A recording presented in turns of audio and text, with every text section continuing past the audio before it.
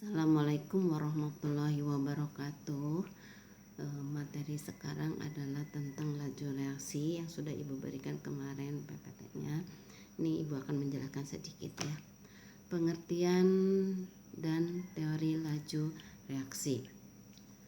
Laju reaksi di sini dibagi dua ya. Laju reaksi itu adalah tentang tumbukan, kemudian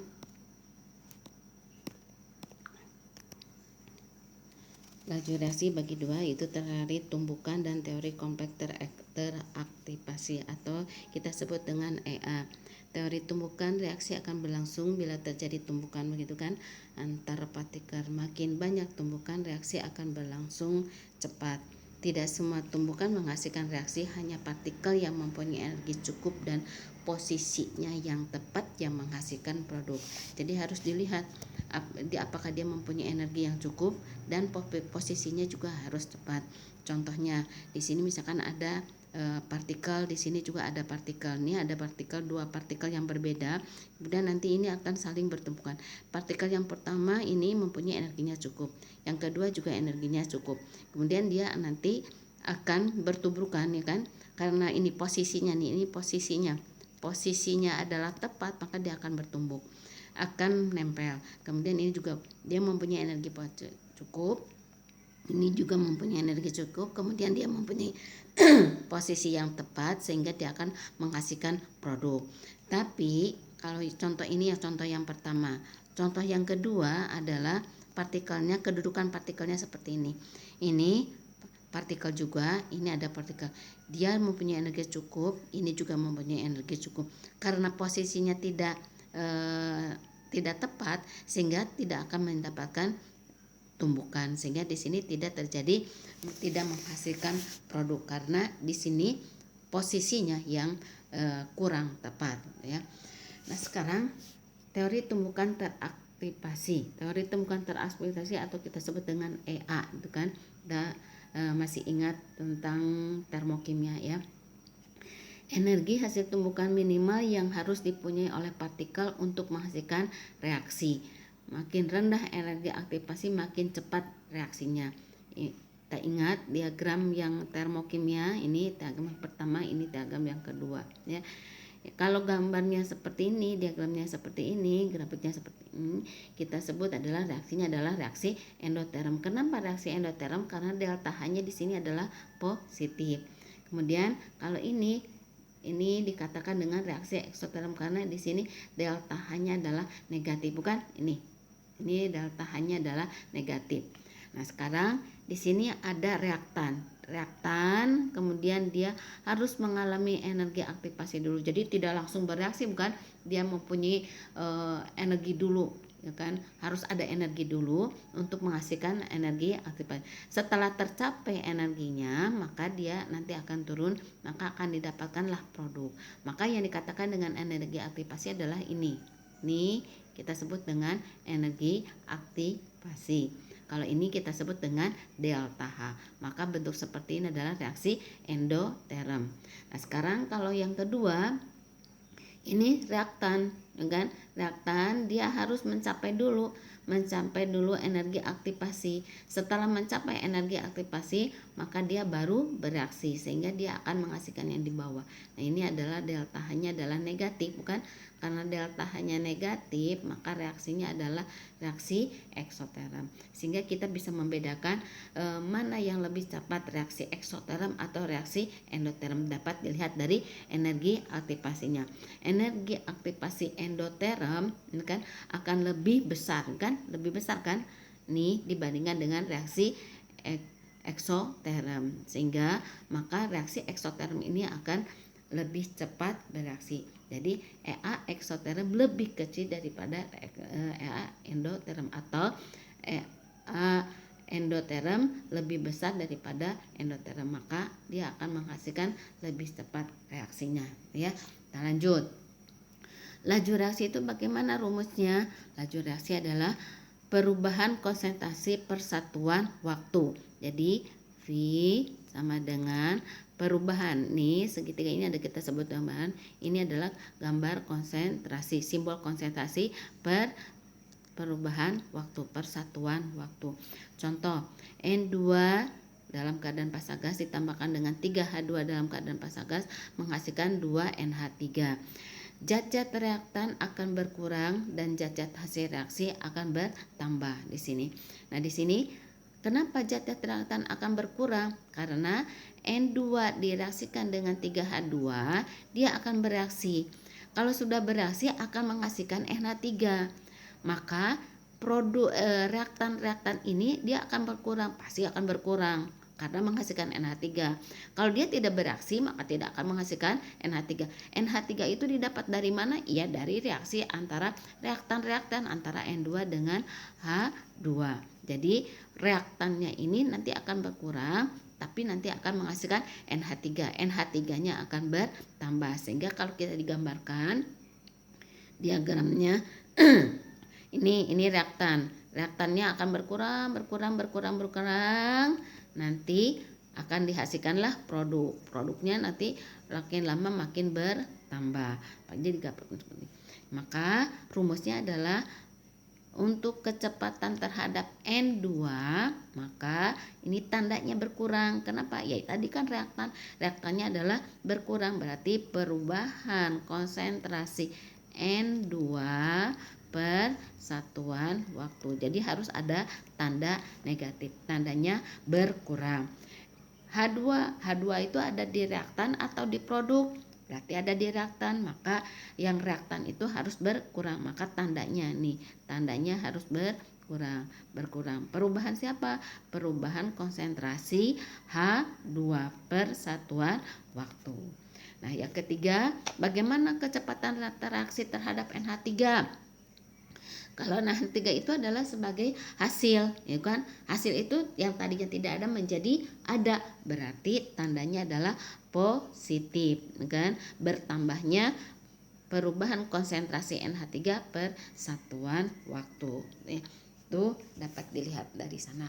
Kemudian bagaimana perbandingan laju reaksi antara kecepatan terhadap N2 dan H2 dengan NH3 dapat dilihat dari koefisiennya. Jadi kecepatan N2 berbanding kepada H2 berbanding NH3 dapat dilihat dari koefisiennya. Koefisiennya N-nya berapa? 1. Kemudian H-nya berapa? 3. NH3-nya berapa? 2. Berarti 1 berbanding 3 berbanding 2. Jadi tergantung pada koefisiennya. Contoh soal, pada reaksi 4NH3 direaksikan dengan 5O2 menghasilkan 4NO ditambahkan dengan 6H2O, gitu ya. Kemudian kita selesaikan persamaan reaksinya sudah betul, harus selesaikan dulu persamaan reaksi. N-nya 4, N-nya 4, H-nya 4 kali 3 12, 6 kali 2 12, O-nya 5 kali 2 10, 4 kali 1 4 tambah 5 kali 2 10. Nih coba lihat. 5 kali 2 10, 6 tambah 4 tambah kali 1 ya, 6 kali 1 6, berarti 10, betul ya. Berarti perbandingannya 4 banding 5 berbanding 4 berbanding 6. Laju reaksi yang didapat dari pengukuran konsentrasi NH3 adalah 0,24. NH3 ya, 0,24. Berapakah laju reaksi perubahan O2? Ditanyakan dengan O2. Tuliskan dulu persamaan reaksinya. Yang diketahui adalah apa? Yang diketahui adalah NH3 nih. NH3 adalah 0,24. Yang ditanyakan adalah O2. Berapa kecepatan terhadap reaksi O2? Jadi langsung perbandingan V NH3 berbanding O2, bandingkan koefisiennya. Koefisiennya 4 berbanding 5. Itu kan ya. 4O2 sama dengan 5NH3, maka VO2 adalah 5. Ini kan yang ditanyakan, kan? VO2 adalah 5/4 kali PNH3, maka hasilnya adalah 5/4 kali 0,4 adalah 0,3 molaritas berarti, ya. Kita lanjut soalnya. Laju reaksi 2P ditambahkan 3Q2 menghasilkan 2PQ3. Dinyatakan A. Penambahan konsentrasi P ya tiap satuan waktu, penambahan konsentrasi Q2 tiap satuan waktu, penambahan konsentrasi PQ3 tiap satuan waktu, dan D adalah penambahan konsentrasi P dan Q2 tiap satuan waktu, dan E adalah penambahan konsentrasi Q2 dan Q3 per satuan waktu. Mana yang benar? Ya.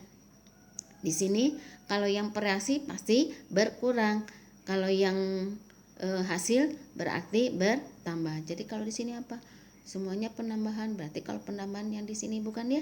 Berarti yang betul adalah penambahan PQ3 per satuan waktu. Jadi yang betul adalah C. Nah, ya. Kemudian yang kedua, bila pada suhu tertentu laju penguraian N2O4 menjadi NO2 dan O2 adalah sebesar 2,5 kali 10 pangkat min 6 molaritas per sekon. Tentukan laju reaksinya, kan ya. Nah, sekarang tadi laju reaksinya adalah diapakan? Sekarang selesaikan dulu persamaan reaksinya, ya kan ya. N2, kan? N2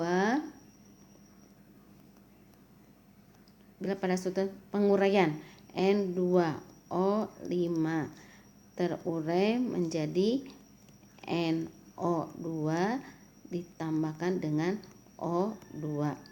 Selesaikan dulu persamaan reaksinya. N-nya 2, N-nya 1, bukan ya?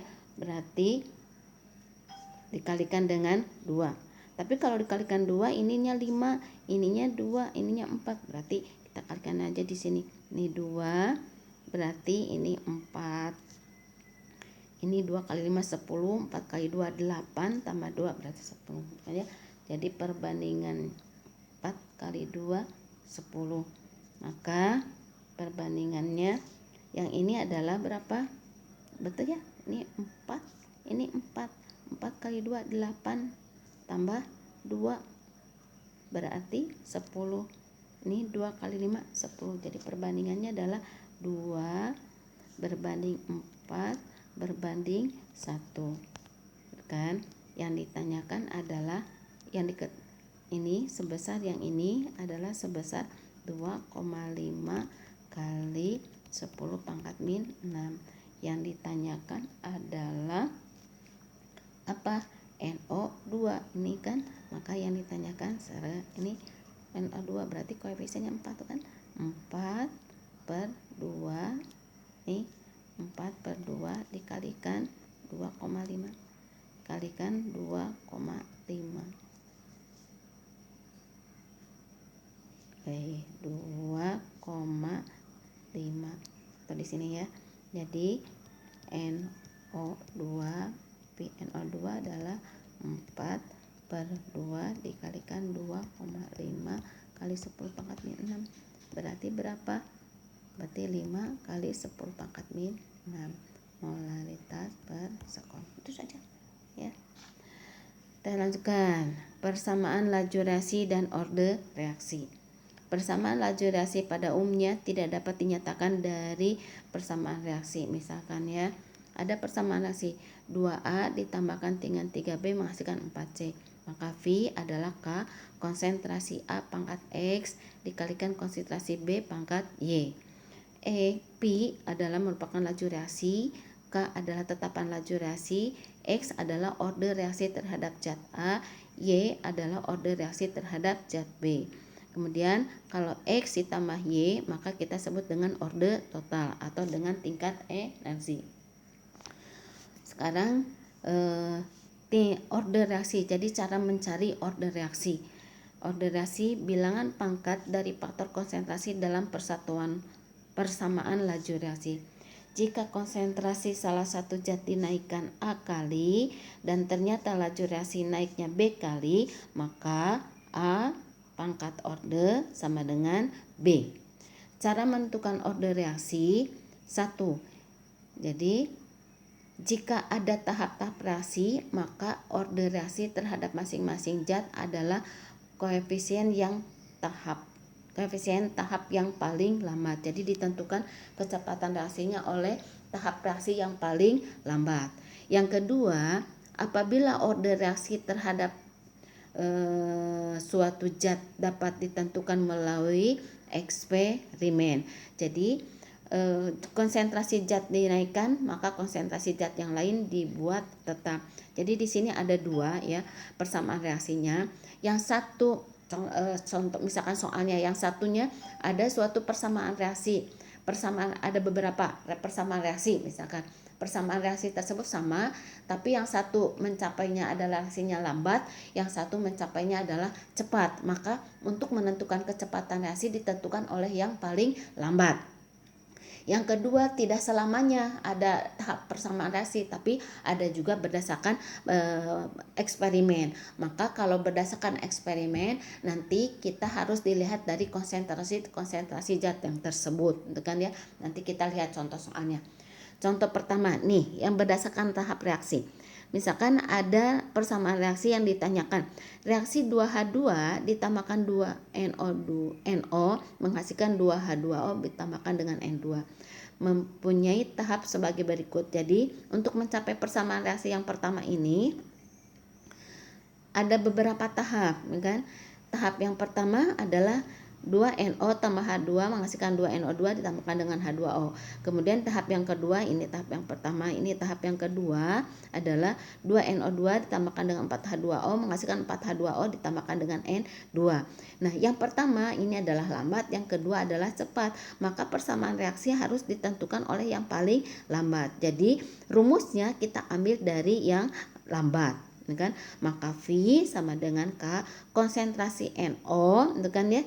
Konsentrasi NO, jadi perkalian konsentrasi pereaksi dipangkatkan dengan bilangan koefisien. Mana pereaksi? Ini yang dikatakan pereaksi, kan, dipangkatkan dengan bilangan koefisiennya. Maka Pi sama dengan K konsentrasi NO dipangkatkan dengan 2 dikalikan dengan konsentrasi H2 dipangkatkan dengan 1. Angka 1 biasanya tidak ditulis.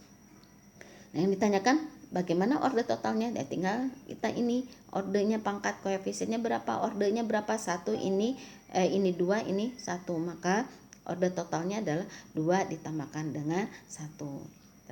Nah, yang kedua, contoh yang kedua, tadi kan dikatakan tidak selamanya ada dilihat dari persamaan reaksi, tapi ada juga berdasarkan eksperimen. Nah, ini contoh yang berdasarkan eksperimen. Persamaan reaksinya adalah H2 dalam keadaan fasa gas direaksikan dengan O2 dalam keadaan fasa gas menghasilkan 2H2O. Kemudian diperoleh data. Nah, ini ada datanya. Jadi kalian membuat percobaan reaksi, mereaksikan antara konsentrasi H2 dengan O2 menghasilkan 2H2O. Kemudian konsentrasi yang pertama, kan ya, percobaan yang pertama konsentrasi H2-nya adalah 0,1 molaritas, kan? Ini tanda ini kan molaritas satuannya 0,1 molaritas. Kemudian direaksikan dengan O2 yang konsentrasinya 0,2 molaritas. Jadi kalian reaksikan, setelah direaksikan ternyata kecepatan reaksinya adalah 4, ya kan? 4 molaritas per sekon. Kemudian mencoba lagi reaksi yang kedua, percobaan yang kedua, konsentrasi H2-nya dibikin tetap. Jadi konsentrasi H2-nya adalah 0,1, kemudian O2-nya dibikin berbeda. Berarti cari konsentrasinya adalah 0,4, ya kan, berbeda dengan yang pertama. Maka kecepatannya adalah 4. Kemudian percobaan yang ketiga, konsentrasi H2-nya dibedakan 0,2. Kemudian O2-nya sama adalah 16. Nah, dari sini kalian tidak bisa membuat persamaan reaksi dari persamaan reaksi yang di atas ini, tapi harus berdasarkan eksperimen. Untuk mencari ordernya bagaimana? Ya kan, kita harus tahu dulu order. Kenapa? Karena kan kita tidak boleh berdasarkan koefisien. Jadi kita harus cari ordernya. Nah, bagaimana cara mencari ordernya? Misalkan kita akan mencari order reaksi terhadap H2, kan? Terhadap H2. Nah, sekarang kalian kalau mencari order reaksi terhadap H2, cari dua data. Dua data yang konsentrasi O2-nya, kan? O2-nya adalah yang konsentrasi O2-nya adalah yang sama, kan? O2-nya harus yang sama. Kenapa yang sama? Supaya nanti bisa dihilangkan, kan ya? O2-nya yang sama, maka kita cari yang datanya yang kita dapat adalah konsentrasi H2-nya yang berbeda. Kenapa? Karena kita akan mencari order reaksi terhadap H2. Jadi kita lihat mana H2-nya, O2-nya yang sama. Berarti ini kan percobaan ke-1 nih, ke-1 dengan yang ke-3. Kita tulis percobaan ke-1 dan ke-3. Jadi percobaan ini O2-nya jangan ditulis lagi karena kan tadi sudah sama, berarti dihilangkan. Maka konsentrasi percobaan nomor 1 dengan nomor 3. Ini percobaan 0,1, H2-nya adalah 0,1, kecepatannya adalah 4, kan ya? Molaritas per sekon, ini molaritas per sekon, ini juga molaritas per sekon. Kemudian percobaan yang ketiga, H2-nya adalah 0,2. Kemudian kecepatannya berapa? Oh, 16. Nah, dari sini kita lihat bagaimana konsentrasi H2-nya. Dari 0,1 ke 0,2 berarti naiknya adalah 2 kali. Maka angka 2 di sini, ya kan? 2 kali. Order reaksinya berapa? Nah, ini akan 2 pangkat X. Nah, X ini akan kita cari. Kecepatannya berapa? Oh, 4. Jadi 2 pangkat X sama dengan 4. Maka X-nya berapa? X-nya adalah 2. 2 kali 2 pangkat 2 kan? 2 pangkat 2 sama dengan 4. Jadi X-nya adalah 2. Jadi order reaksi terhadap O2 kan adalah order reaksi terhadap H2 adalah 2, ya. Sekarang kita akan mencari order reaksi terhadap O. Jadi kalau order reaksi terhadap O, maka H2-nya adalah harus yang sama. Berarti percobaan 1 dan percobaan 2. Kita tuliskan percobaan 1 dengan percobaan 2. O2-nya, ya kan, cari tadi datanya adalah konsentrasi O2-nya berapa? 0,2. Kemudian percobaan yang kedua 0,4. Kecepatannya berapa? Yang pertama 4, yang pertama 4, yang kedua juga 4. Berarti di sini 2 ini kan naiknya 2 kali. Berarti 2 pangkat Y order reaksi yang akan kita cari. 4 ke 4 berarti cuma 1 kali, bukan ya? Nih tidak ada perubahan, berarti sama dengan 1. Berarti Y-nya 2 pangkat Y sama dengan 1, maka Y-nya sama dengan 0. Jadi tadi dapat dikatakan untuk mencari persamaan laju reaksinya adalah V sama dengan K, konsentrasi tadi H2, order reaksinya berapa? Order reaksinya adalah 2, berarti order reaksinya adalah 2 dikalikan dengan konsentrasi O2. O2 order reaksinya berapa? 0. Maka 0 itu adalah tidak ditulis, maka V sama dengan K dikalikan konsentrasi H2 pangkat 2, ya. Jadi di sini jangan lupa. Sampai sinilah untuk penjelasan tentang order reaksi. Assalamualaikum warahmatullahi wabarakatuh.